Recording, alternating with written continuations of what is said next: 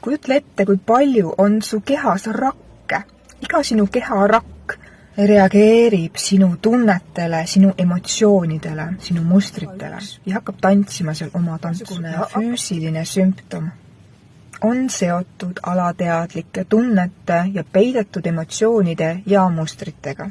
Ja kuna meile ei ole õpetatud ise ennast selgelt läbi nägema, ise enda sümptomite juurpõhjustesse nägema, siis me nimetame seda geenideks ja paratamatuseks, sest me ei oska uurida sügavamale. Igasugune sümptom tuleb nähtavale, tuleb näitama midagi, väga-väga olulist infot sinu süsteemi kohta. Ja ükski sümptom ei ole mitte kunagi ühe indiviidi sümptom.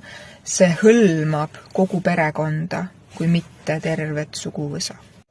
Ja nii kui sa näed ära seosed, sa tunned need kehatasandiga ära. See informatsiooni vahendus toimub kehatasandil ja sa ise tunned selle ära. Sa saad seda ise tuvastada. Kui sa tahad ise tuvastada mis tahes füüsilise sümptomi juurpõhjus, siis kommenteeri postituse alla juur. Aga kui sul on mingi sümptom juba sünnis saadik, siis on vaja peale vaadata personaalselt.